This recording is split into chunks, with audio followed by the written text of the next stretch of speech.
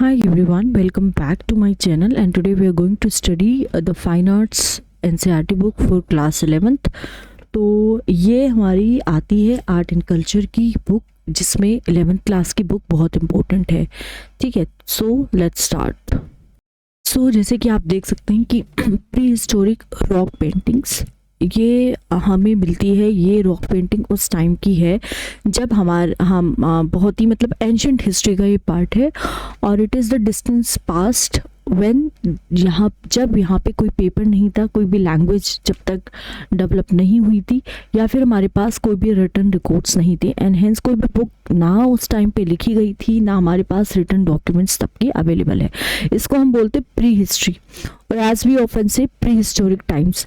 अब यहाँ पे सोचने की बात यह है कि लोग इस टाइम पे कैसे रहते थे।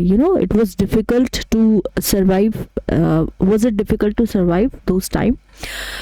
सो हम देखते हैं कि जब हमें एक्सकेवेशन मिले हैं इन साइट, इन जगहों पर, इन प्लेसेस पर, तो यहाँ पे हमें बहुत सारे ओल्ड टूल्स हमारे पास अवेलेबल हुए हैं। उसकी वजह से पॉटरी मिली, हमें हैबिटेट्स के बारे में पता चला है, बोन्स भी मिली हैं एंशिएंट ह्यूमन बींग्स की, एनिमल्स भी मिले हैं एंड उसके बाद हमें ड्राइंग्स भी मिली हैं ऑन केव वॉल्स। अब जब हम इन सारी इन्फॉर्मेशन को एक साथ इकट्ठा करते हैं तो हम क्या देखते हैं, हम हमारा जो पास्ट है उसको कंस्ट्रक्ट करने की कोशिश करते हैं कि हमारे जो एंसेस्टर थे वो कैसे रहते थे। ठीक है, उनकी बेसिक नीड्स जैसे कि फूड, वाटर, क्लोथिंग, शेल्टर कैसे फुलफिल होती थी, है ना, और कैसे लोग अपने आप को एक्सप्रेस करते थे।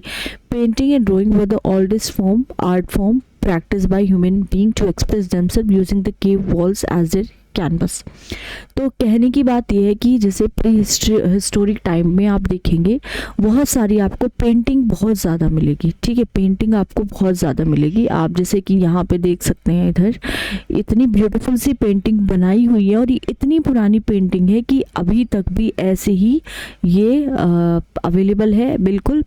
और यहाँ पे आप देख सकते हैं एनिमल्स के साथ बहुत ज़्यादा पेंटिंग मिलती है। क्या आपको क्या लगता है एनिमल्स के साथ क्यों वो पेंटिंग बनाते थे?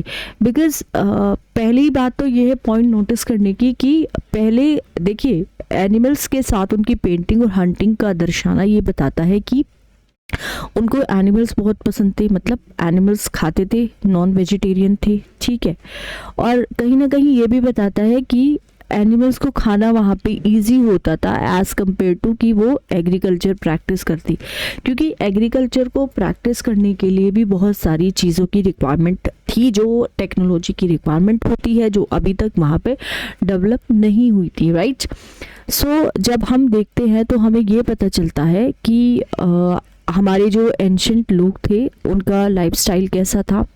ये जो प्री हिस्टोरिक पीपल है ये इन पिक्चर्स को क्यों ड्रॉ करते हैं? ठीक है, देखिए ये ड्रॉ करते हैं कि अपने जो शेल्टर्स है या तो उनको लगता है कि उनको कलरफुल और ब्यूटीफुल उनको बनाना है, या फिर अपने जो वो पेंट जो भी हंटिंग कर रहे हैं उसका उनको विजुअल रिकॉर्ड्स रखना है अपने पास। ठीक है, सम ऑफ अस वो मेंटेन अ डायरी, जैसे हम डायरी लिखते हैं ऐसे ही वो लिखते थे। So pre historic period in the early development of human being, it is commonly known as old stone age और पैलियोलिथिक एज। इसको हम क्या बोलते हैं? ओल्ड स्टोन एज बोलते हैं या फिर हम क्या बोलते हैं? पैलियोलिथिक एज भी बोलते हैं। राइट, सो प्री हिस्टोरिक की जो पेंटिंग है बहुत सारे पार्ट्स में आपको मिलेंगी वर्ड्स की। We do not really know कि अगर लोअर पैलियोलिथिक जो लोग हैं, लोअर पैलियोलिथिक पीपल हैं, वो कोई आर्ट्स के जो ऑब्जेक्ट है वो भी वो प्रोड्यूस करते थे या नहीं। लेकिन जो अपर पैलियोलिथिक टाइम में हम देखेंगे आर्टिस्टिक एक्टिविटीज़ वहाँ पे आपको देखने को मिलेगी। Around the world the walls of many caves of this time are full of finely carved and painted pictures of animal which the cave dwellers hunted. Subjects of their drawing were human figures, human activities, कुछ geometric design वो draw करते थे and कुछ animals के symbol भी। India में जो earliest painting है have been reported from the upper palaeolithic times. जो अपर पैलियोलिथिक टाइम है हमारा, वहाँ से हमें जो है अर्लीस्ट पेंटिंग हमारी मिलेगी अपर पैलियोलिथिक टाइम में। पॉइंट करने की बात यह है कि लोअर पैलियोलिथिक टाइम से नहीं बल्कि अपर पैलियोलिथिक टाइम से हमें यहाँ पे पेंटिंग मिले। So it is interesting to know that पहली जो डिस्कवरी थी रॉक पेंटिंग की इंडिया में 1867 से 68 के बीच में हुई थी। एक आर्कियोलॉजिस्ट थे जिनका नाम था Archibald Carlleyle and 12 years before the discovery of Altamira in Spain, Altamira में एक जो जगह है वहाँ पे उसका डिस्कवरी हुई थी. So Cockburn, Anderson, Mitra and Ghosh were the early archaeologist जिन्होंने डिस्कवर की थी बहुत सारी साइट्स इंडिया के सब कॉन्टिनेंट में भी. रॉक पेंटिंग के रेमनेंट्स पाए गए हैं, जैसे बहुत सारी आपको केव्स मिलेगी मध्य प्रदेश की डिस्ट्रिक्ट में, उत्तर प्रदेश की डिस्ट्रिक्ट में, आंध्र प्रदेश की, कर्नाटका एंड बिहार में. Some paintings have been reported from the Kumaon Hills in the Uttarakhand. तो कुमाऊं हिल्स का बहुत ही नाम सुना होगा, वहाँ पे भी पेंटिंग बहुत सारी रिपोर्ट की गई हैं. Rock shelters on banks of the river Suyal at Lakhdiyar about 20 kilometers on the Almora Barachina road where these prehistoric painting. So Lakhudiyar literally मतलब क्या होता है लखुदियार का मतलब? लखुदियार का मतलब होता है 1 लाख केव्स. पेंटिंग को हम 3 कैटेगरीज में यहाँ पे डिवाइड कर सकते हैं, man, animal and geometric pattern in white and black form. Long snouted animal, a fox and a multiple legged lizard. Main animals motifs है, wavy lines, rectangle, filled geometric design and groups of dots can also be seen here. One of the interesting scene depicted here is of hand linked dancing human figure.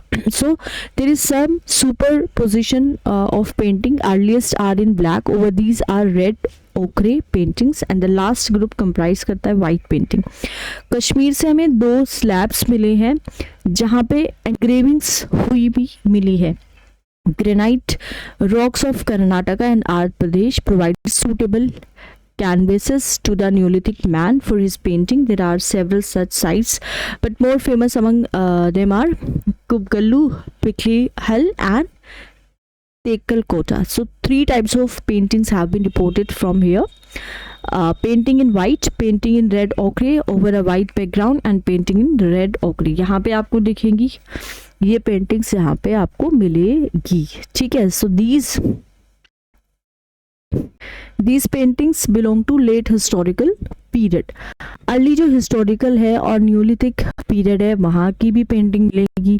Subjects जो यहाँ पे depicted है वो है जैसे elephant को depict किया है, बुल्स को डिपिक्ट किया है, सांभर को, गैजल को, शीप को, goats, horses, stylized human, tridents, but rarely vegetal motive.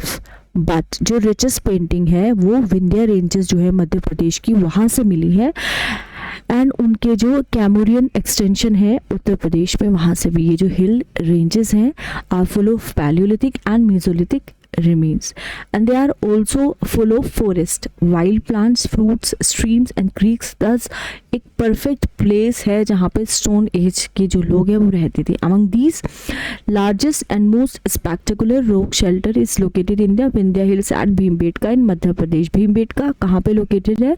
45 kilometers away है south of भोपाल से, in an area of 10 square kilometers having about 800 rock shelters वहाँ पे हैं भीमबेटका में, 500 of which bear पेंटिंग्स. सो जो भीमबेटका की जो केव्स हैं